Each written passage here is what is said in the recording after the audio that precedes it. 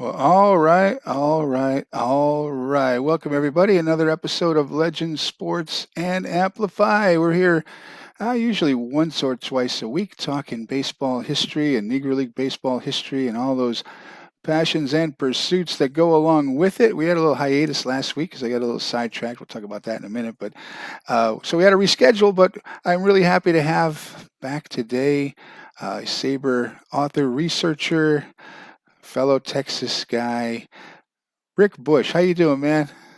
Doing great, Phil. Thanks for having me back on. All right. Excuse me. Been looking forward to it, but I know you've had a lot going on in the interim. It's been a wild last week. I've been putting out some videos as to how my son is doing on Twitter, a minute or two here or there just to give a little progress. He's getting there. He's getting there. I mean, I'm hoping he's showing a little progress. I mean, it seems like some things he's starting to remember as they're repeated, but that immediate what's happening is just not getting pushed to retained memory yet. So we'll see. It just maybe just going to take a little time. It's 10 days of this odyssey now, so hopefully things start to show little signs of improvement over time, and I think they will. Hoping they will. I know all of us that know you have spoken to you. I'm sure that know your son and your family and everybody. We're all obviously wishing the best and thank hoping you so for much. a speedier recovery than a slower one. No, thank you so much. I appreciate that. It's been really great to hear. I mean, a lot of people calling and texting and stuff. This is something that just came out of the blue, and I tried to point out. I don't want to get too far on this, but I tried to point this out when this first started. People need to, just be careful out there. This is COVID related. You don't know what it's going to affect. You don't know who it's going to affect. You maybe have no symptoms, and maybe somebody else gets something else that happens to them. So you just got to be careful. And the fact he's only 20 that's the thing that's really kind of disconcerting here. Right. Hopefully that'll work in his favor. Right. Right. I Yeah, mean, that's what the being doctors have young, said. being strong. That's what the doctors have said. He might be able to get this thing where he can get it repaired and back to where it's supposed to go. But we'll know. We got a follow up that we got to go to pretty soon, and they'll tell us next steps. Right now, it's just play some games, read a lot, talk about things, and over time, hopefully, this gets a little bit better. So. All right, man. So here we are. I had you on. You were, I think, last summer, maybe around this same time, Yeah, wasn't it? I've been almost a year. I think last August sometime, if I remember correctly. Yeah, when you were on I the believe. last time, we talked about the other works you've been involved in, Bittersweet Goodbye, the Newark Eagles, the Eagles Take Flight, Pride of Smoketown, a couple of others. But since then, you've worked on some other projects that we're going to talk about. Right. And you got, a little bit of recognition, which is cool, which is very, very cool. We'll talk about that as well, the Peterson Awards. So, yeah, so let's start with that. So the Jerry Malloy Conference. Before we got started here, we were talking about that. Maybe a lot of people are not familiar with what that is and a little bit of the history on that. Tell us a little bit about that. Well, that's something that's been in conjunction with SABR's Negro League committee, and Larry Lester, rather, who chairs that committee, has been the Hmm. big, mover and shaker behind that. Although I don't want to diminish others that have, like Dr. Leslie Heafy and Hmm. others that have had a big part in putting together Hmm. a large number of those conferences. But it's an opportunity every year for those who are interested in the Negro Leagues, and especially those who research and write about the Negro Leagues, to some people want to give a presentation, so they submit an idea, and if it's approved, then they give a presentation over the course of the conference. It highlights often Negro League teams and sites in the host city. So this year was in Birmingham. Unfortunately, I was unable to go this year. I want to get out to Birmingham. That's a city that's on my bucket list. It's Hmm. probably, tied with Cooperstown, New York, Right. as two places I haven't been that I need to get to, or just desperately want to get to. But didn't get out there myself. But of course, there's so much history out there. Right. Rickwood Field, the oldest ballpark in America, that's still in use, I think, for exhibition and local games. I know Hmm. that the Barons, the minor league team, have their own field, a different field now. But Rickwood Field, you've got the Negro League Southern Museum, that's still a relatively new entity out there. Of course, everything that's connected to the civil rights movement and events during that Hmm. era that is in conjunction, obviously, with Negro League baseball. Why did there have to be Negro League baseball? Because Hmm. our country was segregated. So those two go hand in hand. So That's right. a lot to see. When I went to my first one, it was in Kansas City. So we got to see the Negro League Baseball Museum, Satchel Paige's home, and all the things associated with that. So there's a lot to see. Usually, the host city is picked for a reason. It has some sort of Hmm. association with That's right. Negro League history as well. And so at this year's event, you were given some recognition. You and some other people who've worked on some things. Tell us about the Peterson Award. Right. Well, the Robert W. Peterson Recognition Award, obviously fans of the Negro League recognize that The name, name, but anybody yeah. who may be more of a That's the casual the Bible. fan, of course, he's one of the early Negro League researchers.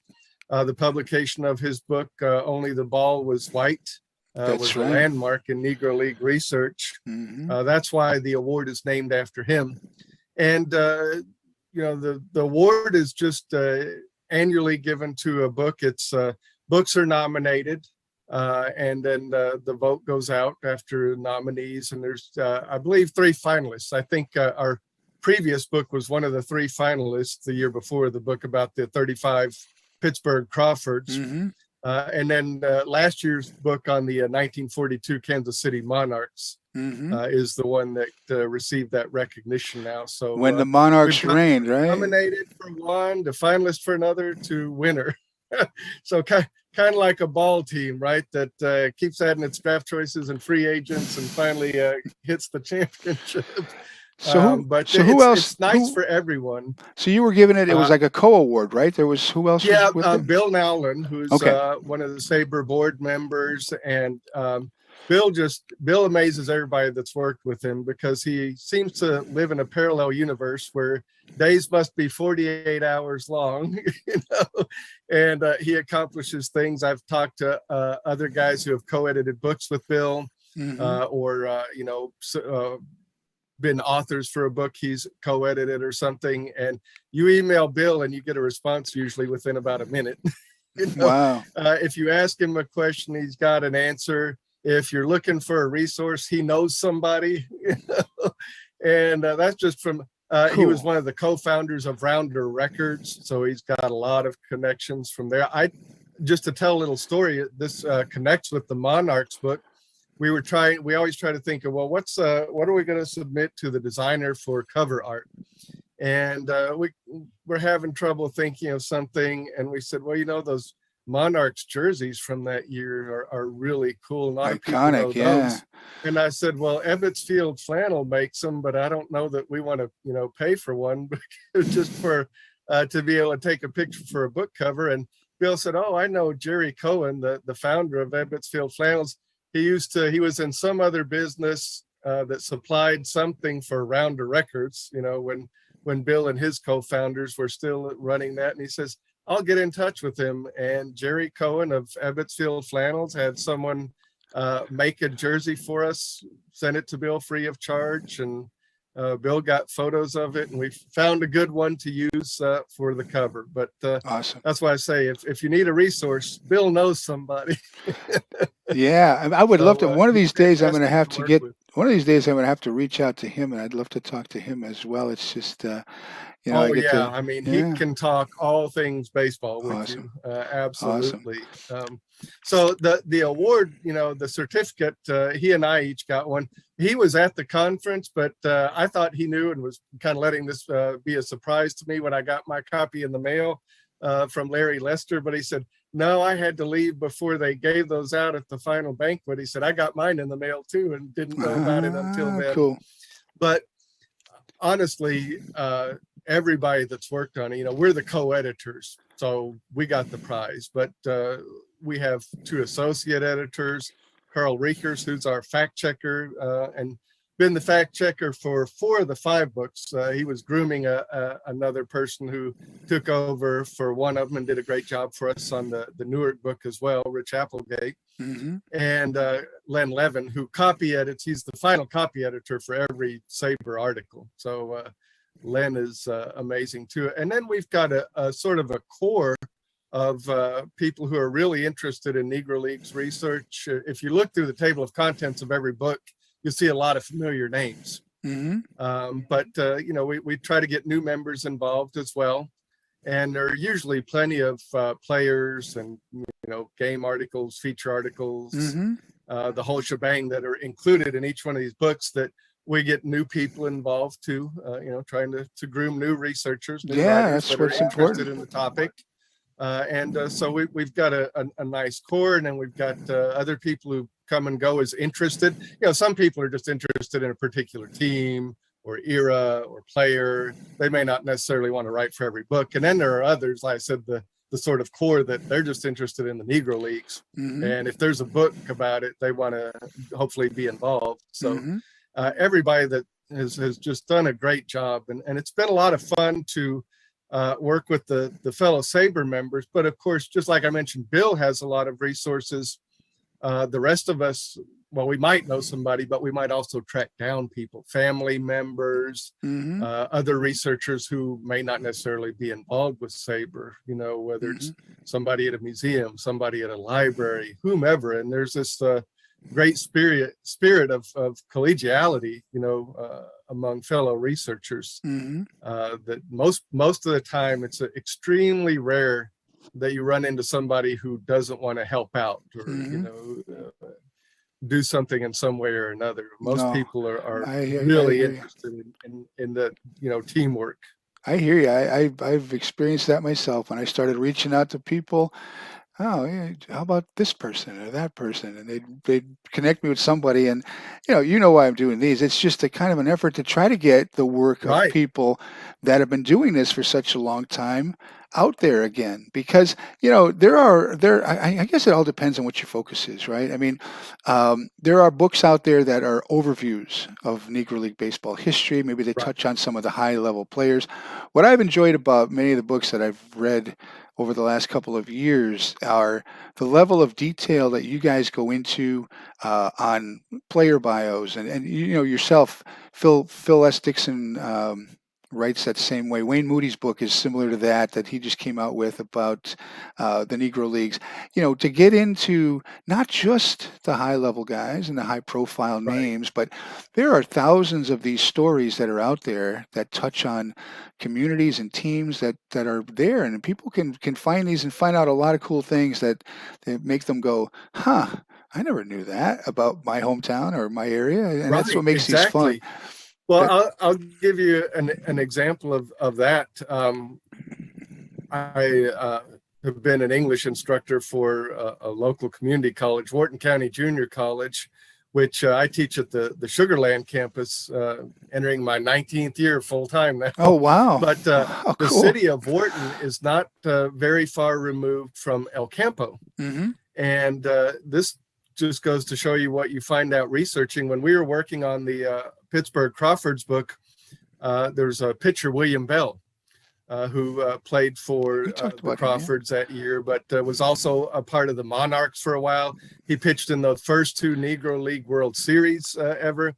And I did not know that he was from a little town called Hallettsville. Now, you and I are, both live in the Houston metro area, Hmm. so we might be more familiar than somebody who's watching this from out of state or Hmm. something. But Hallettsville is a very small town between Houston and San Antonio, is the best way to put it for those who aren't familiar with their little Texas towns. But he also, once he retired from playing baseball, he settled in El Campo. And El Campo actually has a park named after him, Willie Bell Park. They have a plaque in that park, denoting that he was one of the early stars of Negro League baseball. He and his mother and one of his brothers are buried in the cemetery there. While Wow. his wife and their adopted daughter as well. So several members of his family are interred in the cemetery in El Campo. And I had no idea. Hmm. I thought, wow, this guy's just a few miles down the road from an institution that I've taught for about 2 decades now.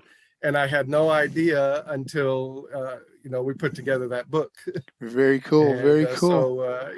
we got pictures of the plaque and all that sort of thing. Oh, you'd I be talked to the editor of the newspaper there.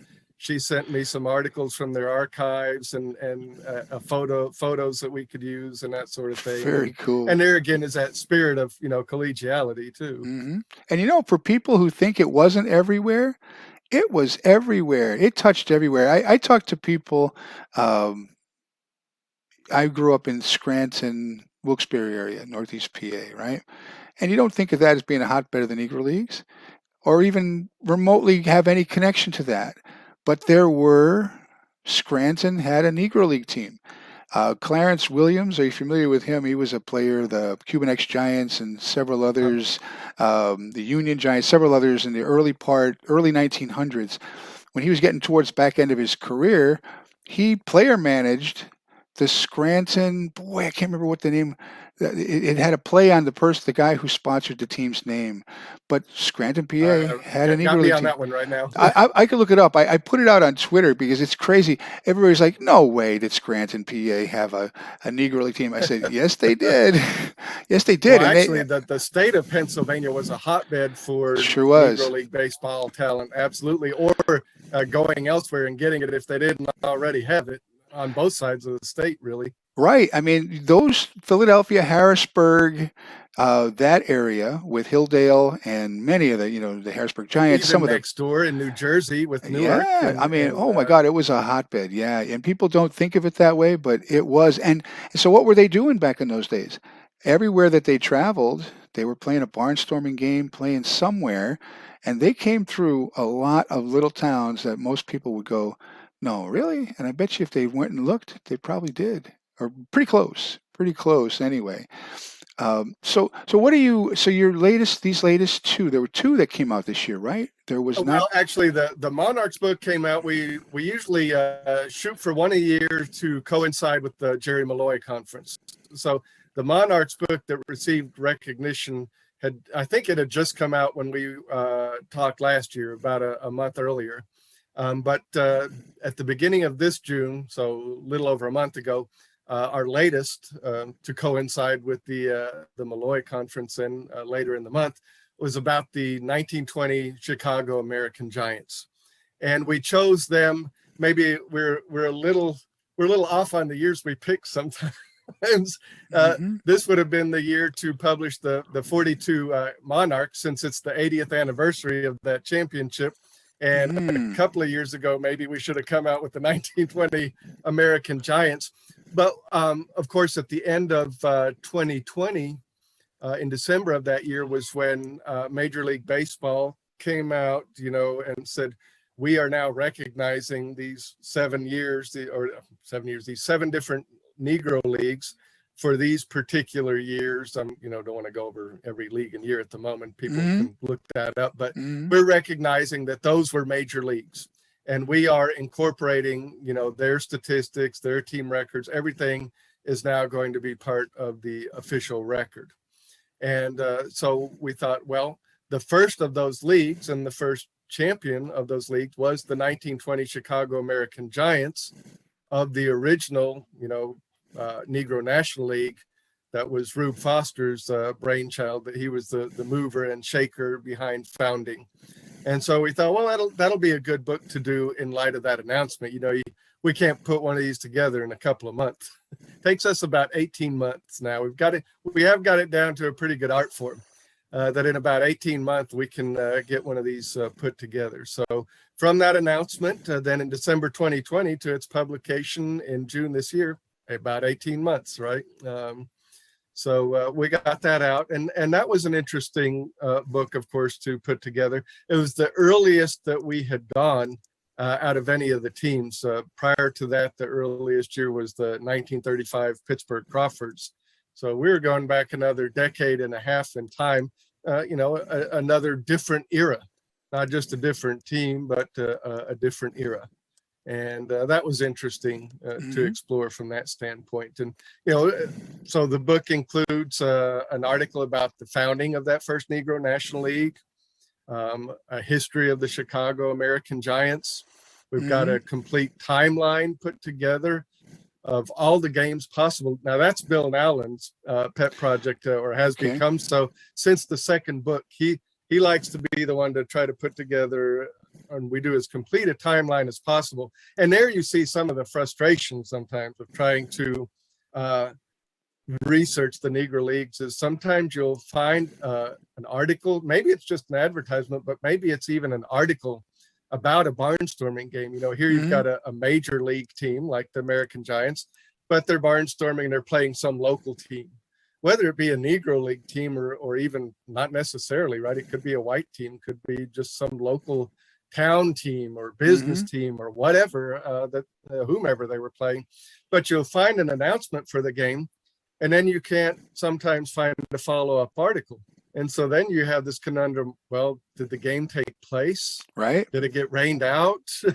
Did it get canceled? Was it played? And they thought, well, we were just trying to get fans to the game. We're not going to tell you about it. We didn't care that much. Whoever came, and that was it. So sometimes, it's hard to find. Now, you can contact local people, and we all do that. And we'll look in the SABR directory and see if we have a member in that city where the game took place or very nearby that might be willing and able to go to a library or even to, so many newspapers have been digitized now, which is extremely helpful. But there are many that have not either. So a lot of times you're still asking somebody to go to a newspaper archive or to a library. And we've had a lot of people willing to help out that way and be able to supply information that we would not otherwise have access to. Interesting. No, it's all important, right? The stats are great, but they're incomplete. They don't always paint the entire picture. And so having the background, having the stories, and being able to research that other aspect, you have to do it because the statistics may never be found, as you pointed out. I mean, they may never publish things. They afterwards, Right. who knows, right? Or maybe it was at the time, but that newspaper is no longer around, and those records are gone. I remember talking to Leslie Heafy when she was on last year, talking about how she missed by a couple of weeks. There was a newspaper somewhere that the all of the records that were there, and it was had some connections to an area that had a lot of Negro League baseball being played. All those records basically were destroyed because it was sat around in a storage unit or wherever it was Right. kept, and then one Right. day it was just gone. So yeah, it's a shame, but there's still more out there, and people keep digging and keep doing what they can to keep telling the stories. I just looked it up here. It was the Scranton Battling Giants, and Oh, it was named okay. after the owner of the team was Charles Battle, so it was kind of a play on Battle. his I name, was gonna say, the okay. Battling Giants. He was a business owner in Scranton, PA. This was 1909. And the headliner, there's pictures here. There's letterhead of the Scranton Battling Giants. If you if you Google them, pretty cool stuff from 1909.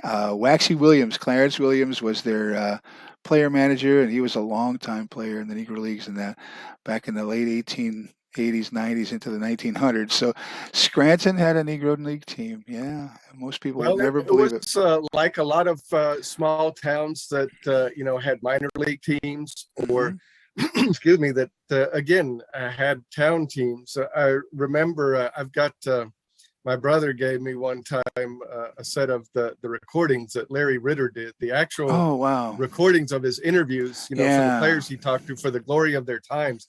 And it's so neat to listen to these guys talk. And Right. I remember from his interview of Sam Crawford that Sam Crawford was talking about playing for his town team from Wahoo, Nebraska, Hmm. and Oh. he said, we would go on horse-drawn wagons, is how we would barnstorm, and talked about them eating the same thing every same meal every day that they were on a barnstorming tour. And I Very remember Ritter cool. asking him, well, what was the name of the team? And he said, just Wahoo, just the town. Yeah. I mean, there's But it was the same for Negro League. I mean, if you think, what, it makes sense, right? I mean, if they had leagues, just like there were white leagues to play ball, and there were different tiers of major to minor leagues, well, but you also had business teams. The Birmingham Industrial Leagues are one of the huge. best examples of that, of course. Hmm. Uh, and you had business teams, and you had town teams, and you had the same thing. So of course there were baseball teams all over the place. There were, other leagues similar to that I've been discovering as well. There was an industrial league in, I think it was Detroit in Michigan, that had a lot to do with Yeah, the industry at the time. That was maybe not quite at the notoriety of some of the players that came out of the Birmingham Industrial League, but produced some pretty good players and played, and they did their own form of tournaments and barnstorming and minor league teams and major league barnstormers would come through and play these guys. I mean, so these teams right. were everywhere. It was, I mean, in Scranton, Shout Stadium was where back, I think it was the 30s or 40s, the Scranton Red Sox were associated. That's how my dad became a Red Sox fan. He adored Ted Williams, Bobby Dorr, that era. But he became a Red Sox fan, not a Phillies fan. I became a Phillies fan, but because the Scranton Red Sox tie. But all of those teams that were playing up there were using the same stadium, and that's what we're talking about. Like, so yes, the Negro League teams would share these stadiums, play these teams, would barnstorm, would come through, and it was all part of the, I guess, kind of the economic system, of baseball of the time. Yeah, you say share the stadium a little bit, pay rent They rented it. Yeah, they didn't really to be able share to it. use Yeah, the stadium. Yeah, they paid yeah, for that. Yeah. and that's part of, obviously that cut into their profits for their own team then.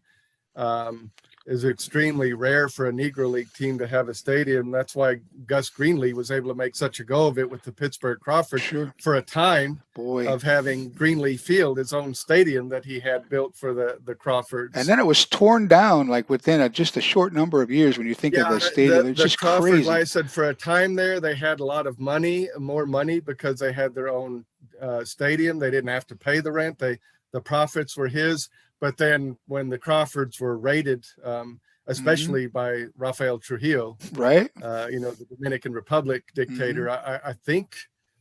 Wow, I'm trying to remember. I think it was about 11 players that deserted the Crawfords in late 1930s. Yeah, and that brought about the downfall of the team. Well, he sold the team initially, and the new owner Hank Rigney moved it to Toledo, and then to Indianapolis. And after a couple of more years, it just wasn't a financially. I'm sure you guys went into that in pride of Smoketown, right? Yeah, exactly. Yeah, right. Absolutely. So let me ask you this: what my origin story with all this? I think I've told you this before, and I always thought I was a baseball fan. I played it my whole life. I coached. I've coached many years, high school and junior college, pony leagues, little league, you name it, right? And always thought I knew baseball history. Huge baseball fan. Played the Stratomatic, all those games, right? And then 1992. Reggie Jackson sponsored a benefit night in conjunction with some other people in Scranton. And it was an old timers event, a home run derby, but they had, I think there was at least 14, 16, 18 Negro League players were there. And I got to meet these guys, Double Duty Radcliffe, Jimmy Crutchfield, Josh Gibson Jr. And you hear these stories, and I was like blown away. It was like I discovered the other half of baseball history, Exactly. Yeah. So how did you, what got you interested in the Negro Leagues? Well, I'm a lot like you, and I think you and I, we've never talked. I think we're in the same age range. Yeah. I think so. So same, growing up, by the time I was growing up, black players were a part of the major leagues, and it didn't make any difference to me. I was like most kids. If a player was good, that's right. I wanted the gaudy statistics. I didn't care which color was. Right. I mean, a player was a player. I was a big Hank Aaron fan, Bob Gibson, along with Nowlan Ryan, and Mike Schmidt, and all of those guys. Oh, my favorite player was Gary. I loved Gary Maddox and Bake McBride. I was a Mike Schmidt guy, but those late '70s, early '80s Phillies teams, man, Gary Maddox was the best center fielder I ever saw play center field in my eyes. Anyway. And we've talked about how there was this lack of really any mention anymore of Negro League baseball by that time. Again, Robert Peterson's book coming out in 1970 was, hey, remember me? Remember this league? And people were like, who are these guys? That sort of thing. And again, then it was still James Riley, of course, and John Hallway. Along with Peterson were some of the early ones, and then Dick Clark and Larry Lester. So you started getting some guys. I know Phil Dixon has been at this for a long time. You started to get some guys who, were publishing things and putting things out there, but it's a small number of people who are still working on this. Yeah. And they did not have the resources that we have now. I mean, and I'm especially thinking of the internet, where you can access libraries without having to go to the library a lot of times, to all the digitized newspaper archives. You don't have to have the budget to travel from town to town and go to the library and archive and all that sort of thing. But, for a long time, then I was like most people. If I knew anything, there was this vague thing. Oh, Hank Aaron, since I mentioned him, right? He started out in something called the Negro Leagues, but there wasn't a lot of information available. There weren't books published. There was no internet where you could just get on and tap and find, however many websites discussing the history or anything. So it was hard to access the information. And I really became interested in it by reading Peterson's book. I mean, that was the first book. There were so few. And then that pointed me toward some of the things that Hallway had written. Some are more readily available still now than others. I found one on a website for $18 that I didn't see anywhere else for less than a couple of hundred. And you better believe I jumped on that $18 copy right away of one that apparently is out of print, obviously to be that expensive on most sites, and just started that way. But what really got me into doing all this was when my old son was, I think, in second grade. We read a book by Walter Dean Myers Oh, I called The love him. Journal of Biddy Owens. I love Walter Dean Myers. Yeah, Yeah. and the Biddy Owens was like the bat boy for the 48 Birmingham Black Barons, I in a read. fictional I did character. a video. I read it. I read some of the book online. There. Yeah, Yeah. you did that a Journal of while Biddy back, I Owens. recall, and Yeah. I think Yeah. I I put love on that book. Twitter, I appended to that, hey, that's what got me interested in Crazy. Cool. pursuing all of this further. Mhm. But we read about that. Like I said, the title character is fictional, but Myers had obviously researched the Black Barons, and he had a lot of the real players in there: Piper Davis, Bill Greason, who's one of the few players, 97 years old and still going strong. The Reverend Bill Greason out in Birmingham. Willie Mays, of course, who was a 17-year-old on that team. And we just read that together because it was a little above his reading level at that time. So we read that together. And, my sons are baseball fanatics too. They're downstairs trying to figure out how to buy more baseball cards. What can I do? Them. What chores can I do? But my son wanted to be a pitcher. So Bill Greason was the one pitcher that was prominently featured in the book, and he was interested in Bill Greason. And he said, he asked, because he knew too already that a lot of these guys have passed on. He said, are any of these guys still alive? And I said, well, I know Willie Mays is. And I said, I think Bill Greason is. Let me look and see. And Jim Zapp still was at the time as well. But they were the only three from the team. And I said, well, Bill Greason still is. And I said, I'll research him. I'll write his SABR bio since you're so interested in him as well. And I did that. And, coming across all the other players and the history, that's when I contacted Bill Nowlan about the idea for a book. And he liked it and got everything going through SABR. And that's how we did the first one, Bittersweet Goodbye, which was a double volume because we did the Black Barons and the Grays, who were the opponents in that final Negro League World Series in '48. Cool. And the other neat story, we talk about close to us. So again, we'd heard of the big names on both teams, the biggest ones. But Bill picked Jim Zapp. And again, helping each other out. I said, well, I found some information on some of these guys, and I've got some stuff about Jim Zapp. I didn't look closely, or I probably would have tried to claim him for myself, though Bill did his usual great job with it too. But we found out that James Zapp Jr., Jim Zapp, the ball player's son, lives about 15 miles from where my mom lives in Central Texas. Cool. And so I contacted him as well, and I said, hey, I'm working with Bill on this book. I know he's doing the story on your dad, but my mom lives in the town 2 towns over from you. Can we get together sometime? And his dad was still alive at the time, although unfortunately he was suffering from Alzheimer's. He was in a nursing home. But James took me out to meet him, and we met him out there. Cool. And I knew from having a similar experience with my own father that long-term memory would be there, right? And so James went to go check with some of the staff to see, what was going on with his dad and a few things, and left me alone with Jim. And I just started asking Jim. I was wearing a Birmingham Black Barons cap, and I said, you recognize the cap I'm wearing? And of course he did. Got him started that way. And he started talking about when he was in the Navy and was stationed at Pearl Harbor. Wow. And playing for one of the teams out there. He played for the IAEA, I think is how it's pronounced, barracks team, and playing with and against white players on the teams. Excuse me. Talked about getting to know Pee Wee Reese and all of this. And James came back in the middle of that conversation and just sat there and listened. And when we left later, he said I hadn't heard about half of that. He said, wow, is that all real? Did that happen?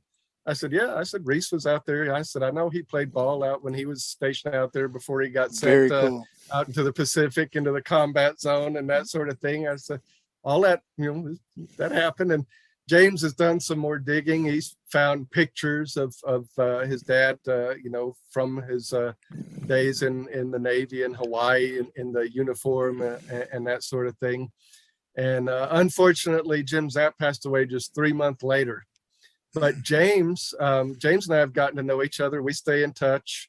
When I go up visit my mom, sometimes we're able to get together. We talk on the phone and text with each other and that sort of thing. So he sent me a lot of information. But one of this may be still the neatest thing that happened for the Bittersweet Goodbye book. Since his dad passed away, while we were working on that book, and he had gotten to know Bill and me through, working on the book and everything, Willie Mays wrote a 2-page letter. He couldn't be at the funeral for his former friend, longtime friend and teammate, but he wrote a 2-page letter that James's, I think it was his daughter, not his sister, but one of James's daughters, James's daughter read at the funeral. And James gave us a photocopy of the letter and said, I've talked to Willie Mays and talked to my siblings and everybody, and we're all okay if y'all want to use this in the book. And so the first item in Bittersweet Goodbye is Willie Mays's 2-page letter talking all about his friendship, his history with Jim Zapp and telling stories. He tells a story about that 48 season when he was a 17-year-old kid. Imagine. And he said they had to pick me up on the team bus. And he said one day they kept going right past me, and Willie Mays was writing about I was running after the team bus as fast as I could until they finally stopped and let me on. And he said it was a joke. And he said Jim Zapp was laughing the hardest when they finally let me on the bus. And, oh my God. But then he talked about how they'd been friends for so long, how when Willie Mays became a scout and that sort of thing, right, for major league teams, that Jim Zapp would travel with him throughout the South and that kind of thing as he was going to scout players and that kind of just, the history that they had for basically, almost his entire life from age 17 forward, anyway. Cool. So those are some of the really neat things that have come out of a lot of this. Yeah, and these stories are priceless. I know when I talk to some of the other authors and researchers, you mentioned about recordings. Some of them have recordings that they did of players, Ray Dandridge, Willie Wells, Turkey Stearns, guys going back to the 70s. I had on Don Rogerson last year. Those are national treasures. I mean, that stuff is just like, you cannot get that back if it's ever lost. And that's why we got to keep at doing some of this stuff so that people are aware of it. That's another initiative that SABR has picked up on over the past few years, is they've started an oral history collection. Cool. A lot of those are already available online, and they are soliciting from anybody that has recordings like that. Hey, please send us a copy, or so give us permission to put this on our website so that whether it's a researcher or just a fan can access and listen to that interview. They're national treasures. Now, you mentioned to me before we got started that you're working on something now, though, that I thought was really interesting about Negro League players here in Texas. You said, right? Oh, well, I was saying that personally, starting with sort of the Pittsburgh Crawfords book, when I found out about Willie Bell and the El Campo connection, him being so close. That's Lefty Bell? No, Lefty Bell is, that's another project I'm working on, actually. James Lefty Bell. Yeah. Who pitched. Okay, I don't want to get you off track there. I just was curious. Semi-pro ball. But yeah, this was Willie Bell. He was, I think he was also a lefty, actually. There's so many, every Southpaw. Sometimes they get a little crisscrossed, yeah. James Cool Papa Bell, of course, started his career as a pitcher, but he also had a pitcher who was a brother who was left-handed. So there's another Lefty Bell. So there's all kinds of Lefty Bells. It gets really confusing. It does, right? Common nickname too. The Texas connection was after the neat little thing with Willie Bell and having been so close to where my institution that I teach for, where the home campus is I thought, well, I'm in Texas. It might be neat to cover the Texas players. Maybe that would be somewhere where maybe I could get out to if necessary, and if there's anything available to a library or something. Traveling in Texas, where Well, it's kind of hard for me to get to Michigan doing this. let me go off on a little bit of a tangent here with you, because you're a guy who I know who gets this kind of stuff. Statistics are important, no doubt.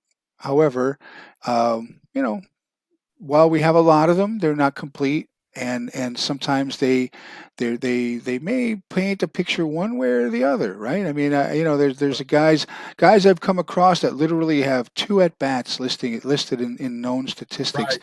but yet have an incredible story, a life story about them that goes for decades, right? So, Right. why I brought this up is Texas. Have you heard the name Albert or Alphonse Overton? Do you know who that is? Have you heard the name before? Not He's ringing a not. bell right away. So I mean, the name Overton does, but that's I'm going to from, put there's something been out. a lot of Overtons. Yeah, I'm going to put something out on Twitter, maybe later today, if not tomorrow. But Al Overton was a pitcher who, if you look him up, he's listed as Albert. In some places, he's listed as Alphonse. He was born. It lists him as Austin, but it really was a little kind of an unincorporated suburb kind of Austin. And he passed away, and he's buried in Galveston. He passed away in 1988. I believe he was 85 or 86 years old. He's buried in Galveston.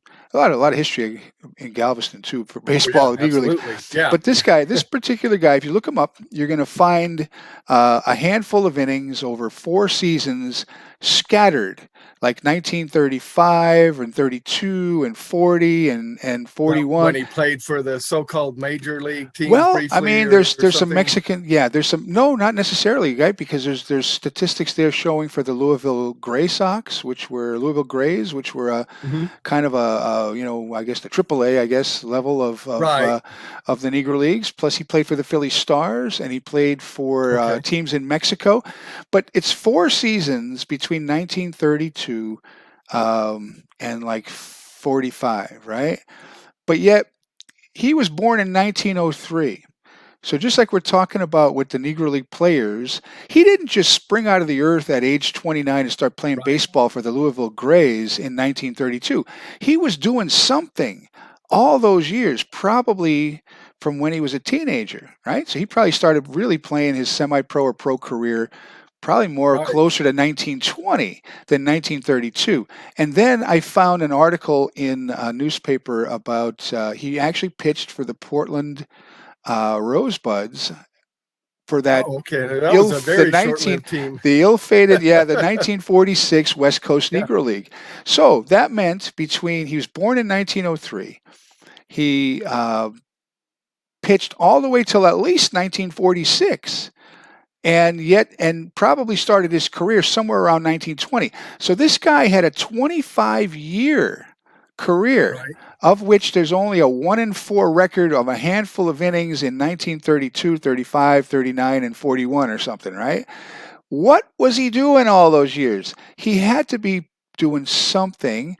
Why was he doing it? Working and just playing some semi-pro ball on the side, or again playing for was he barnstorming a team or something like that? Or if he's good enough to be playing for the Philly Stars in 1941, and the Portland Rosebuds pick him up in 1946. Now by this time he's 42 years old, right? That we know of. But all those years, so it's just those stories to me. I want to find out more. Maybe I'm just a geek like that. I want to find out what the heck was this guy doing over 25 years between 1920 and 1946 that we know of?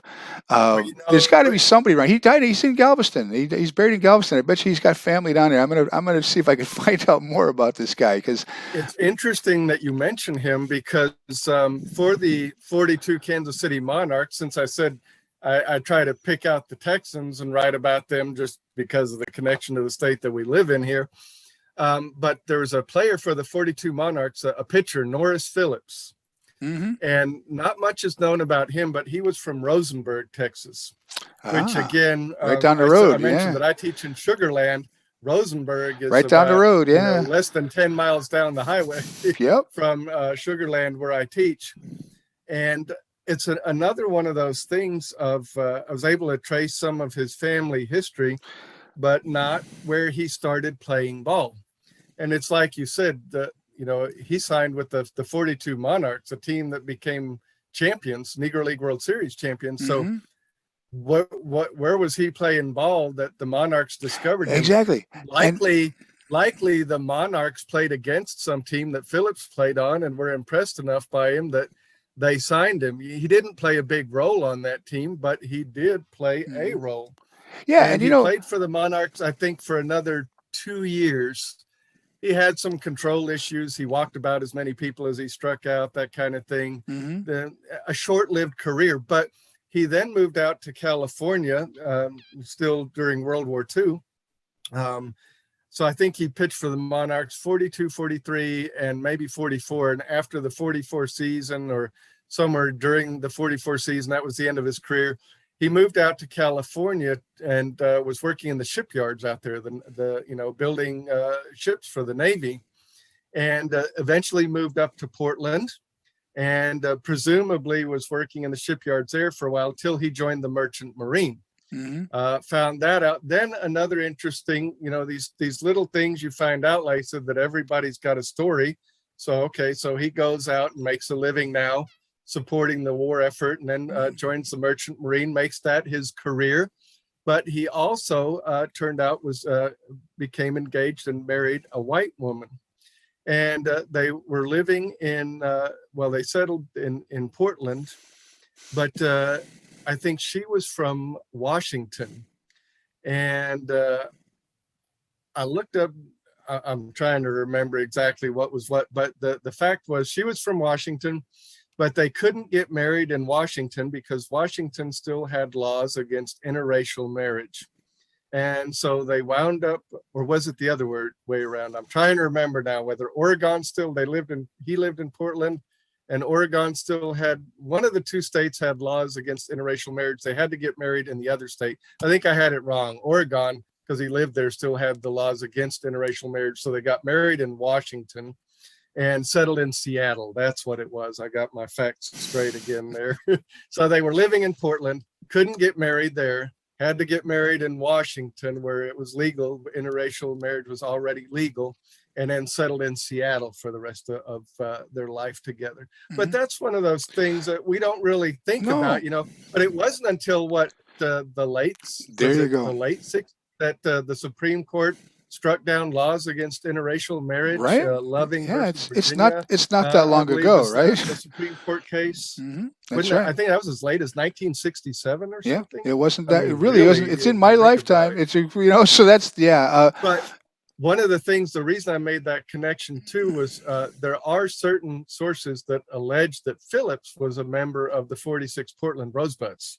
Interesting. Although I found nothing to support that in terms of media coverage, which was sparse for that league. What's his name?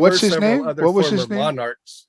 Norris Phillips. Norris Phillips. I'm looking at a roster. There was a newspaper article I found that lists about 15 or 18 players on there. And there were some other former Monarchs who were playing in that West Coast Negro Baseball League for different teams, not necessarily the Rosebuds. But the whole, he never made that claim for himself anywhere that I found in anything that he said. There was an interview when the Seattle Mariners did sort of a tribute to the Negro Leagues night one time in the late 90s, and he was still alive. And his fondest memory still was of playing for the Monarchs and playing against the Homestead Grays, and he struck out Josh Gibson in a game. Obviously, that would stand out for a guy who had such a brief career that you struck out one of the all-time greats, right? So that was something that he had mentioned in an interview that I found Cool. with him. I guess the point I was trying to point out is I always hear this.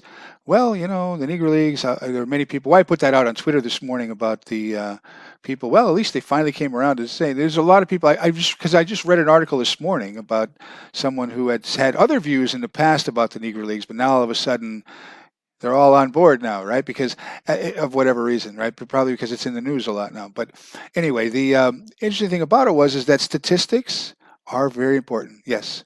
However, in the case of the Negro Leagues, we don't have them all. We'll never have them all. And whether they be league games, whether they be barnstorming, whether they be whatever they are, we're never going to have them all. So the stories are important. Gary Gillette had some great anecdotes on why the stories are so important. But people who say that, well, the stories can be embellished, the stories can be misremembered. Yeah, well, you They know what? can be. They can be, absolutely. But you know what? If you don't have all the statistics, it's almost like misremembering something, because you may make an assumption based on whatever slice you have, but was it? I mean, are you going to extrapolate that over a whole career, or what? How do you? I'll give you a great example since you brought that up. This was for the Newark book, and we were had a little bit of that sort of conundrum with Jimmy Wilkes, who was nicknamed Seabiscuit. Yeah. Because of all the ground he could cover out in center field. And he told a story about that. So that was about we were highlighting the 1946 Newark Eagles in that book, and they were the champions of the World Series that year, defeated the Monarchs Mm-hmm. In the World Series that year. And Wilkes was their starting center fielder. Mm-hmm. And he told a story. That was a 7-game World Series, and it was tight up to the very end. But he told a story that in the bottom of the 9th inning of Game 7, that he made a game-saving catch of a drive off of Buck O'Neill's bat, that he robbed Buck O'Neill of a hit, and that was the game-saving catch, and not game and World Series saving catch. Mm-hmm. O'Neill actually told the story somewhat similarly. Then Mm-hmm. came the problem. We got other sources. Monty Irvin, in his autobiography, said Leon Day made the catch. And it wasn't in Game 7, it was in Game 6. So now we had to try to find as many of the original game articles as possible and piece this together. Mm-hmm. And we were able to, and we found out, sure enough, Leon Day started on the mound in Game 6, but his injury that got worse over the course of the season was affecting him really badly in the series, and he was really performing poorly. So they moved Day to the outfield to keep his bat in the lineup, because he was such a good hitter as well, Mm-hmm. and brought in a relief pitcher. And Day made that catch, Interesting. that game-saving catch, but it was in Game 6. Game Now, 7 ended on sort of. Jimmy Wilkes might have made a catch somewhere in there. Well, that's just it. I'm right? sure he did. But and Game 7 ended on sort of a routine pop-up to, I think, the first baseman. So although it was tight, there were men on base, and it was a close score. The final out was routine, but did Wilkes make a great catch? Wilkes probably made a lot of great catches in his career, right? Mm-hmm. I mean, he didn't get the name Seabiscuit for nothing. Right. And he was sort of a folk hero in Canada, where he went and played for numerous careers and settled or lived the remainder of his life in Canada. And there's this sort of thing where, you walk a fine line. Yes. We didn't find anybody from Wilkes's family who was still alive or anything. And I thought, I don't want anybody to think we're out to discredit him or to make him out to be some sort of, liar that's making himself larger than life. It wasn't that sort of situation. Mm-hmm. Because of the mixed accounts and various sources. We thought, these guys are trying to remember things that happened 40, 50 years ago. Mm-hmm. Ask me what happened then. I don't have any Right. Ask me what happened 2 years ago, and I'm probably running events together already. So, and Jimmy Wilkes seemed like just salt of the earth. The stories that the biographer unearthed about him, all the volunteer work that he did, just what a wonderful person he was. And I thought, so we definitely don't want to, the only thing people remember was that he told a story about the World Series. It didn't exactly happen that way. Well, Mm-hmm. and the biographer was good about putting all that in the footnote, relegating it to an end note, rather, I should say, putting it in there for those who would find the conflicting accounts themselves, explaining it and just saying, hey, this is the way it happened. I had the same thing with doing pitcher Verdell Mathis's bio. A lot of things kind of ran together. And when I found the original news sources, well, that's Mm-hmm. not exactly like it happened. But he gave this interview 50 years later, Mm-hmm. um, Through my own personal, because I bump around on some gaming forums, statistical forums where people are, especially when the announcements were made of Negro League Baseball, the Negro Leagues being recognized by Major League Baseball. And so, people were looking at these statistics, and I think that many people still today still think that these are like, yeah, written in stone. These are the statistics, and so that's why they're not. And you got people. I maybe need to keep realizing that it's an ongoing process. Many of them are compiled. We may never have a lot of them, but the stories are important too, and the motivations, right? Like you pointed out, right, with some of these guys playing in the industrial leagues, these guys are trying to make a living. You pointed out right. the story about the player who had to go somewhere because he couldn't get married, interracial marriage, because of the state he was living in. And so these Right. are the things that these guys were dealing with back then. You look at Bernice Wright, Wild Bill Wright. I was supposed to be down there right now in Mexico, Yeah, you were going to look for searching for his going dugout down to. down Yeah, there. I was going to look to find out what happened to his dugout, and I still may make it. We'll see. But Right. it's still on my bucket list of my to do. But obviously he went down there, was as many of these guys were, treated better. I met someone there, stayed there. Right. Many of these Right. guys did that. And then what happens, right, to certain players? You take maybe a guy like a Ray Dandridge who stayed down there. Then when he came back, he never got his shot in the major leagues. Was it because he was playing in Mexico? I mean, quotas at the time for a number of players that could play in Major League Right. So Baseball. many So different many things. factors, and so you can't just look at some numbers on a box score and go, yeah, that tells you that guy he wasn't so good. Maybe. I mean, it's a good indication, but it's not the whole story. And again, you have to look at how a lot of these Negro Leaguers fared when integration began. And so They many of them, dominated, okay, yeah. that again didn't make it to the major leagues, like you say, whether it was because there was this unwritten quota system Hmm. or whether So it was many because they factors. were older and they thought, we're not going to stick some 42-year-old on a team when we have a 20-year-old prospect or whatever. But the Opportunity, right? Pacific Coast League, a lot of people forget that the Pacific Coast League was considered for a time like almost like a third major league. The Yes. quality of play was so outstanding, and that there were a lot of these Negro leaguers who went out to the Pacific Coast League. Artie Wilson, Piper Davis, Mm-hmm. guys like that who went out and became legends in the Pacific Coast League. Many, Okay, they never yeah. really got a chance in the major league, but So they had many. performed fantastically out in the Pacific Coast League, which was a strong league. So many factors, and that's why I love talking to you guys, and I love the work that you guys are doing. The biographies on players to fill in that missing piece. Hats off to you, man. I mean, this is, and again, congratulations on your Peterson Award for what you did. Well, thank you. I'm sure you're going to keep at it, and we'll keep in touch. We got to get together one of these days and just go have some wings or something, Right. and Yeah, hang out. We're not that far. I'm probably only maybe 40 minutes from you. I'm thinking. I was going to say Houston is close, and yet sometimes people still feel like they're so far Yeah, I away know, right? I because mean, it's this like area is so huge. it's huge, right? I mean, yeah, you could spend an hour or more in traffic. I mean, I could drive from where I grew up to Philly in an hour, and that was 70, Right. 80 miles away. Here, an hour might only get you from Greens Point to downtown. Depending on the time of day and Depend- which what the but yeah, construction, right? but yeah, Well, we'll I get give you a together. I think one of little these days. preview of what we're working on. We're actually the next book scheduled to come out. So I guess in June, when the next Jerry Malloy will be taking place next year, is about the 1934 Philadelphia Stars. Awesome, So cool. All from right. your area, the woods Yeah, out I'll definitely there, check it and they out. were the champions of the second Negro National League that year. There was no World Series, but they Ooh, were champions of the league. There great. was a playoff series. Just made me think about this too. Then think about the heyday of the Negro Leagues, if you call it that, would have been in that time period, and along comes the depression, and Right. boom, right? I mean, it just seemed like right when the Negro Leagues were beginning to establish themselves. Now you've got the Eastern Colored League, you've got the Negro Southern League, you've got these other leagues that are starting to become almost like a major league, system, right?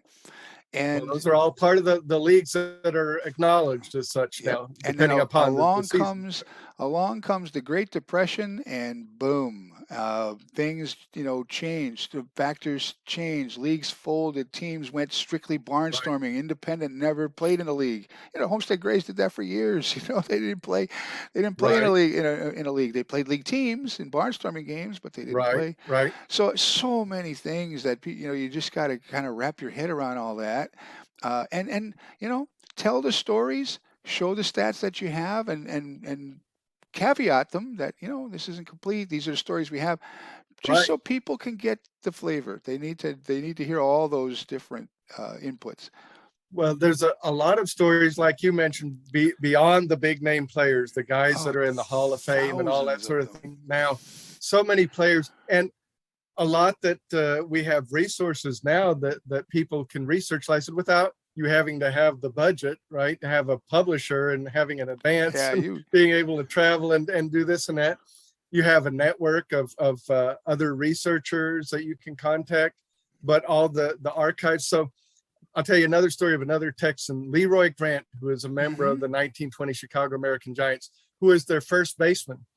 And not much written about him. You can find an entry for him, obviously, in James Riley's biographical encyclopedia, Hmm. mentions here and there. And again, I don't want to knock Riley. What he did was just utterly amazing, given Hmm. the way he had to do it and the lack of resources available to him at the time. But there are a lot of things that, again, are you dealing with stories that you were told, or did you really find this in a reliable source? Hmm. So Grant got kind of a bad rap in his entry on Riley's thing. He actually was quite the first baseman. He was compared to white contemporaries like Cal Chase, who, Hmm. whatever you think of him, right? Not exactly an upstanding character in white baseball there, but But a good a player. good player Good when player, he yeah. tried, Hmm. when he wasn't doing illegal things and throwing games and actually was trying. Right. um, but compared to that, that's how good a fielder Grant was. He was off and on as a hitter, but he kind of disappeared off the face of the planet with a lack of resources for a while to keep up with him. So it became apparent to me that, in deciding to pursue his biography for this book, I was the first one who'd shown any interest in him for a while. And so I combed all the newspaper archives and found out once he was let go by the American Giants and his career was over, he actually became manager of a semi-pro team in Michigan City, Indiana. But things went awry for him because he stabbed a man to death Oh in a dispute man. over a woman after a bar fight. He went on the Holy run moly. and was captured about, I believe, 7 months later. And he pled guilty to manslaughter and received a sentence of 2 to 20 years. Now, he said he didn't realize he got the full 20, of course, and he didn't realize that. He said he thought the punishment carried the sentence was a maximum of 10 years. Had he known, he would have stood trial for murder and taken his chances. He was actually granted a new trial, no pun intended, Hmm. but granted a new trial. It never took place. I'm gathering he probably didn't have the money for the legal representation, or maybe he Hmm. was advised, no, you might be better off taking the manslaughter Hmm. sentence than risking a sentence for murder. So he served his sentence, but he served his sentence, was paroled, played on the prison team while he was in prison. They I had swear. prison teams, everybody Yeah. had a ball club. Hmm. He was paroled. Unfortunately, he couldn't stay out of trouble. He kept getting in 180-day sentences for assault and that sort of thing. And finally, he was declared legally insane by the Oh state of man. Indiana and was diagnosed with paranoid schizophrenia. And he was committed for the to the Indiana Hospital for Insane Criminals. He also, though, contracted tuberculosis and was transferred to a psychiatric hospital in Logansport, where he lived the final years of his life and where he died. Official records list him as divorced. I couldn't find any record of a wife, of a marriage, of a divorce. Official prison records said they had no children. So I don't know when he got married, when he got divorced, but he didn't have any kids. So nobody to, grandchild or anything by this time to try to track down. No family left. Had nobody left. His body was donated to Indiana University for medical study. Unbelievable. I would guess, especially because of schizophrenia. So, kind of a sad tale there with all the mental and physical I'll tell you, that he had to deal with. These stories, I'll tell you what, there are thousands of these kinds of stories like this that you could, somebody could start a documentary channel and do like an hour, on all these guys, and you'd still never tell all the stories. They're fascinating, they're crazy, and it's very, very. I mean, like I said, hats off to you guys. You got to do a lot of digging to find some of this stuff, but it gives that's part of it, and it gives it does paint the picture, and it tells you what was going on. And people think of today modern sports. I mean, and there's things that go on today, right? I mean, everybody's got these guys are human beings, right? They're not. I think that gets lost in things like fantasy baseball leagues that they're not. They are human beings, But think about 100 years ago. 50 years ago, different time for sure. And it's that way for all ball players. I've found, again, color doesn't matter. I mean, we talk about we're exploring Negro baseball, but we don't want to get into this. There's black and white, because then you're playing right into the prejudices that people had. We're all the same. We're all people. They all, exactly. There are salt of the earth guys like a Jimmy Wilkes, and there's a rogues gallery like Dave Lefty Brown of the 1920 Chicago American Giants. Right. And the color has zero to do with that. That's just the way people are. Some people wind up drifting one way and others go another, but we all have the same interests. We all have the same faults. We all have, and it's just, it's so interesting to go back and find these stories and play detective. There's just one more story, because we're probably running a little over here on your time, but this was of a guy, George Zebra, stepping out of Negro League baseball for just a second, but stories that you find. George Zebra, who played a small role on the 1977 New York Yankees World Series team. If I remember right, he was on their roster the entire season, but he got into a grand total of about 25 games, made the most of that time, hit over 300, that sort of thing. He had 2 pinch hit appearances in the World Series that year, and his share of the World Series money was more than his entire salary that he made for the year. He played about 3 games for them in '78, and that was his whole major league career, 28 games over 2 seasons. And but he had a father-in-law. When he got married, he had a father-in-law who, I found this story, tried to start a small like little banana republic on some small Pacific atoll or something. And he was his father-in-law was actually elected president of it. Well, the country never actually happened. And his father-in-law started a construction business that George Zebra, the ball player, became a part of, and eventually started his own construction business, as his post-baseball career. He said, I was preparing for life after baseball. I saw the handwriting on the wall. I was taking business classes in college, and then started in this construction business with his father-in-law after his little Banana Republic fell through. So some of the craziest stories. Oh my God. They fascinate the heck out of me, and I love hearing them. I'm glad you guys are telling them. Keep writing them down. And just real quick, I wanted people to know as well that these books and these you can find them all on SABR.com. If you're a member, in the SABR bookstore, you can find them on Amazon. You can find them on Amazon. If you're a member of SABR, though, you get the digital copies of these books, right?